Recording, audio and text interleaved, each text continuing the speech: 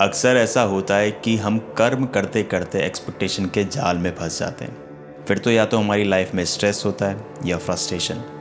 And हमारी suffering का one of the major reason होती है हमारी एक्सपेक्टेशन। कोई भी टास्क करने जब हम जाते हैं तो उससे एक्सपेक्ट करना शुरू कर देते हैं। पर भगवद गीता का कर्म योग इसका एक सिंपल सा सोल्यूशन देता है। भगवान श्री कृष्ण कहते हैं, कर्म करो बट फल की अपेक्षा मत करो, यही जीवन का सही मार्ग है। चलिए आज इस वीडियो में हम कर्म योग को समझेंगे और देखेंगे कि कैसे कर्म योग को हम अपने डेली लाइफ में इम्प्लीमेंट कर सकते हैं।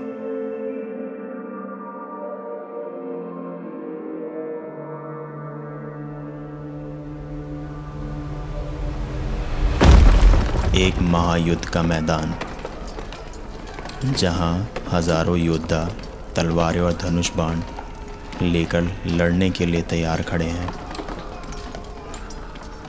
आसमान में मंडराता हुआ टेंशन का माहौल, और इस युद्ध भूमि के बीच एक महान योद्धा खड़ा है जो अपनी वीरता और शौर्य के लिए प्रसिद्ध है,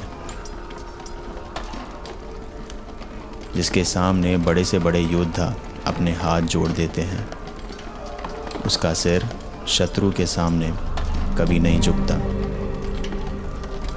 लेकिन आज उसका मन अशांत और व्याकुल है। आज युद्ध में सामना किसी और से नहीं, अपनों से है। कोई उसका गुरु है, कोई उसका पितामह, तो कोई मित्र। ये सोचकर कि युद्ध में जीत होगी या हार, उसका मन स्थिर नहीं हो रहा है।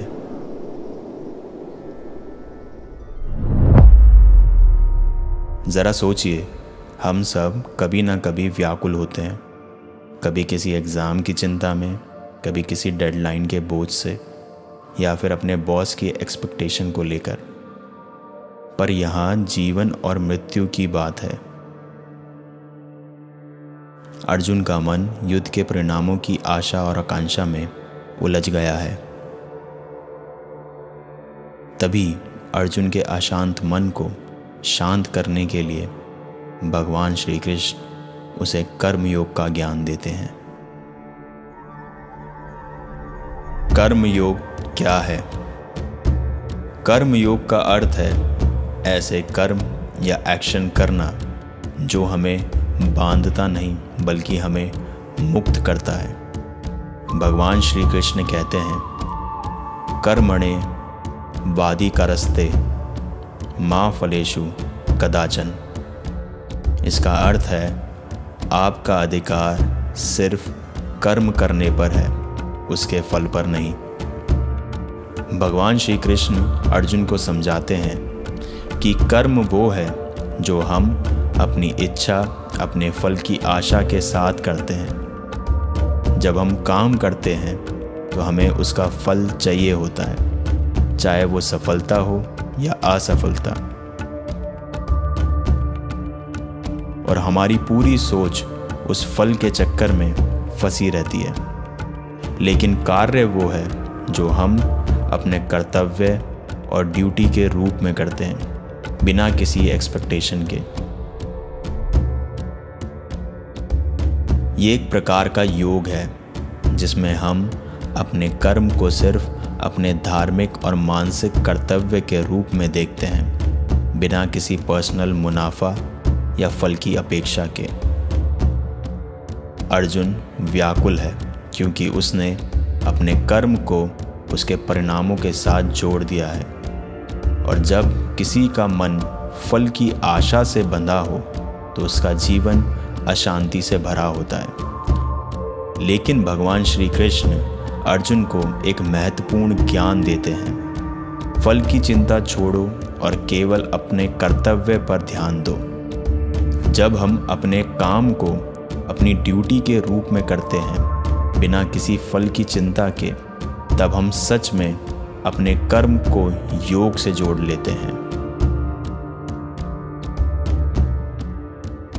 कर्म योग का मूल तत्व है कि हम अपने काम को अपने धर्म, ड्यूटी और समर्पण से करें। जब हम अपने कर्म को सिर्फ अपने कर्तव्य के रूप में देखते हैं, तब हम अपनी मानसिक शांति और संतुलन को बनाए रखते हैं, चाहे जो भी परिणाम हो। यही कर्म योग का सार है। जो कर्म से जुड़ा रहे लेकिन उसके फल की आसक्ति से मुक्त हो, वही सही अर्थ में कर्म योगी है। कर्म योग हमें ये सिखाता है कि हर काम का अपना महत्व है। जब हम अपने कर्तव्य को पूरा करते हैं बिना किसी एक्सपेक्टेशन के, तब हम अपने जीवन को सच में एक योगी की तरह जीते हैं।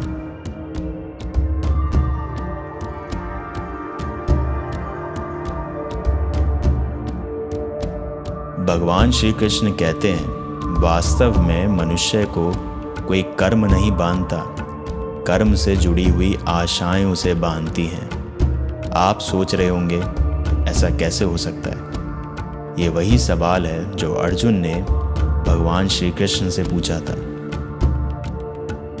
भगवान श्री कृष्ण अर्जुन से कहते हैं, अर्जुन, अगर इस युद्ध में तुम्हें विजय होने की आशा है तो पराजित होने पर तुम्हें भीषण दुख होगा, और वो दुख तुम्हें किसी और काम करने के लिए प्रेरित करेगा, जिसके लिए तुम्हें दूसरा जन्म लेना पड़ेगा। और अगर तुम विजयी हुए तो तुम्हारा अहंकार बढ़ेगा, और वो अहंकार तुम्हें विश्व विजय के लिए प्रेरित करेगा। वो अहंकार तुमसे हत्याएं करवाएगा और उनका पाप तुम्हें बांध देगा। सोचो, अगर तुम्हें इस युद्ध में विजय का मोह और पराजय का भय ना हो, तो इस युद्ध में अंत में तुम्हें सुख मिलेगा या दुख? आप भी सोचिए, अगर आप अर्जुन की जगह होते तो आप क्या बोलते? यही ना सुख ना दुख, क्योंकि युद्ध से कोई सुख या दुख नहीं आता। सुख और दुख, हताशा और निराशा, अहंकार, ये सब सिर्फ तुम्हारी आशाओं और अपेक्षा के कारण होता है। तुम्हें युद्ध के साथ जो आशाएं बांध रखी हैं, वो ही तुम्हें इन भावनाओं में बांधती हैं। क्या ये सच नहीं? भगवान श्री कृष्ण अर्जुन से पूछते हैं।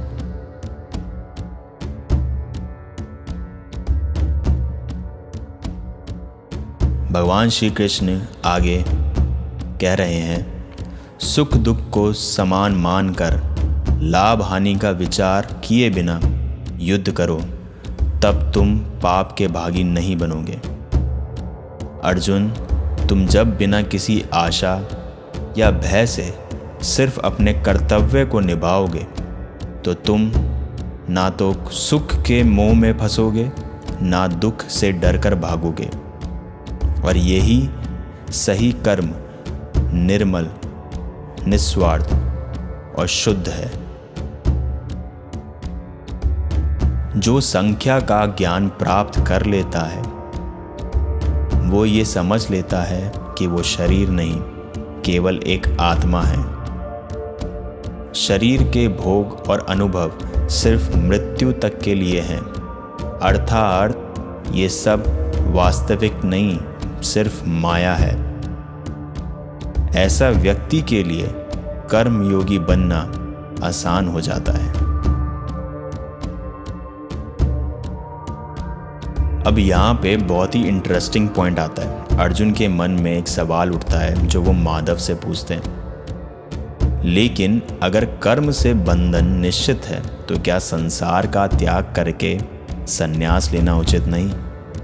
अक्सर हम लोग सोचते हैं कि कितना आसान होगा कि सब कुछ छोड़कर संन्यास ले लेते हैं और जंगलों में चले जाते हैं। ये मटेरियल वर्ल्ड छोड़कर जंगलों में जाके अकेले रहते हैं। ठीक अर्जुन के मन में भी यही सवाल आया और उन्होंने माधव से पूछा। पर माधव ने यहाँ अर्जुन को एक ऐसी गहरी बात बताई जिससे पता चलता है कि संसार में बैलेंस रखना कितना इम्पोर्टेंट है, अदरवाइज सब कुछ तबाह हो जाएगा। दुनिया में दो तरह की फोर्सेस हैं, divine and devil, and in दोनों फोर्स का बैलेंस करना बहुत इम्पॉर्टेंट है, अदरवाइज महाभारत जैसे युद्ध होना निश्चित है। भगवान श्री कृष्ण अर्जुन से कहते हैं, अर्जुन सोचो, जब सभी गुण से भरे धर्म को जानने वाले लोग कर्म का त्याग कर देते हैं तब अधर्म बढ़ता है, और गुण से भरे व्यक्ति संसार को ना चलाएं तो संसार का पालन कौन करेगा। सोचो, अगर तुम्हारे पिता पांडु ने संन्यास ना लिया होता तो आज युधिष्ठिर सुख से राज कर रहे होते और प्रजा को न्याय और धर्म का ज्ञान दे रहे होते। दुख की बात यह है कि जो सत्गुण से भरे लोग हैं वही संसार का त्याग कर देते हैं, और जो तमस और अधर्म से भरे लोग हैं वो संसार में शेष रह जाते हैं, जिसकी वजह से संसार में पाप और अधर्म का प्रभाव बढ़ता है। कर्म योग इस विचित्र स्थिति का समाधान है। एक कर्म योगी फल की आशा का त्याग करता है, परंतु कर्म का नहीं। वो संसार में रहकर भी उससे जुड़ा नहीं होता। सन्यासी की तरह सारे काम करता है लेकिन उनमें लिपटता नहीं है। एक कर्म योगी अपने कर्तव्य को बिना किसी अपेक्षा के करता है। अपनी संतानों, स्वजनों या प्रजा से कोई आशा नहीं करता। उसका जीवन संन्यास का लाभ भी देता है और संसार को एक संसारी का लाभ भी। अब यहाँ पे अर्जुन थोड़ा इस बात को पकड़ते हैं कि एक कर्म योगी अपनी संतानों से भी कोई अपेक्षा नहीं करता। ऐसे कैसे? अगर आप देखो तो माँ बाप अपनी पूरी जिंदगी अपने बच्चों के लिए करते हैं एंड उससे भी कोई अपेक्षा ना रखें, ऐसा कैसे हो सकता है? पर माधव इस बात को बड़े अच्छे से एक्सप्लेन करते हैं। मनुष्य अपनी संतानों के सुख के लिए बहुत कुछ करता है, लेकिन क्या ये व्यापार है या प्रेम? प्रेम का अर्थ है कि कर्म के प्रति किसी फल की आशा ना रखी जाए। भविष्य का लाभ व्यापार में देखा जाता है, प्रेम में नहीं। जो व्यक्ति अपनी संतानों का उचित चरित्र निर्माण करता है, उन्हें प्रेम और धर्म के संस्कार देता है, उसकी संतान भी उसे प्रेम और सुरक्षा देती है। संतानों के कर्म और स्वजनों के व्यवहार उनके अपने कर्म हैं पार्थ, और जब उनके कर्मों पर हमारा कोई अधिकार नहीं होता तो उनसे आशाएं और अपेक्षा रखने का क्या प्रयोजन? अगर गहन विचार करोगे पार्थ तो जल्दी ये समझ लोगे कि इस जीवन में ऐसा कोई काम नहीं जिसके साथ आशाएं और अपेक्षा जोड़नी अनिवार्य हो। जब पूरी सृष्टि ही परमात्मा है और मनुष्य स्वयं परमात्मा का एक अंश है तो सारे कर्म परमात्मा ही करते हैं। मनुष्य स्वयं कुछ नहीं करता। यही कर्म योग का मूल सिद्धांत है। अब सवाल ये उठता है कि हम इस कॉन्सेप्ट को अपने डेली लाइफ में कैसे इम्प्लीमेंट करें। तो मैं इस पूरे कर्म योग के कॉन्सेप्ट को 3 पॉइंट्स में समराइज करता हूं जो भगवान श्री कृष्ण कहते हैं। पहला, कर्म छोड़ो पर कार्य कभी ना छोड़ो। ये समझना ज़रूरी है कि संन्यास लेना और काम ना करना समस्या का समाधान नहीं है। भगवान श्री कृष्ण कहते हैं कि संसार में रहकर बिना अपेक्षा के कर्म करना ही असली जीवन है। दूसरा, सहज भावना से कार्य करो। आप अपने काम को एक सेवा की तरह देखो, ना कि एक व्यापार की तरह, जैसे माँ अपने बच्चों के लिए करती है बिना किसी एक्सचेंज की सोच के। तीसरा, फल की अपेक्षा का त्याग करो। जो मनुष्य अपने काम के फल की सोच नहीं करता, उसका मन शांत रहता है। भगवान श्री कृष्ण कहते हैं कि अहंकार और मोह का त्याग करो और अपने कर्म को एक योगी की तरह करो।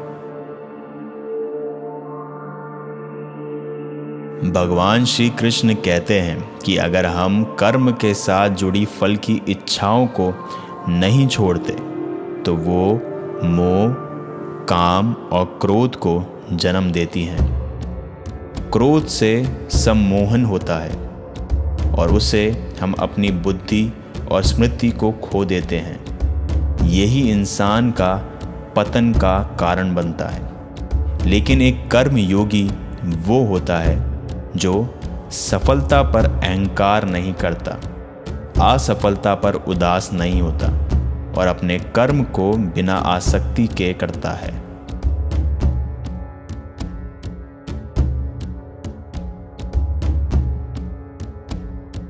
भगवद गीता का कर्म योग हमें सिखाता है कि असली जीवन वो है जिसमें हम अपने कर्तव्य को पूरे मन से करते हैं लेकिन फल की चिंता नहीं करते।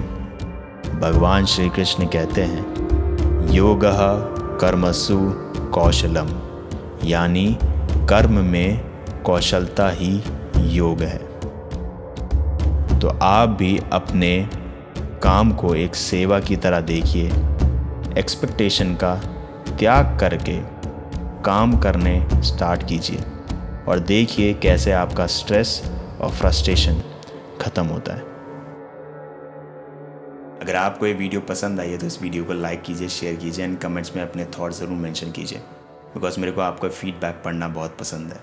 एंड इन केस आपको लगता है कि इस वीडियो ने आपकी लाइफ में कुछ वैल्यू ऐड करी है तो इस चैनल को ज़रूर सब्सक्राइब कीजिए, बिकॉज इस चैनल पे मैं इस तरह के और भी वीडियोस लाता रहूँगा जिनसे हम अपनी लाइफ को और बेटर बना सकते हैं, क्योंकि यहाँ पे हम लोग एक दूसरे की लाइफ को बेटर बनाने के लिए जुड़े हुए हैं। तब तक के लिए अपना ध्यान रखिए। मैं आपसे फिर मिलूँगा एक नए टॉपिक, एक नए वीडियो के साथ। नमस्कारम।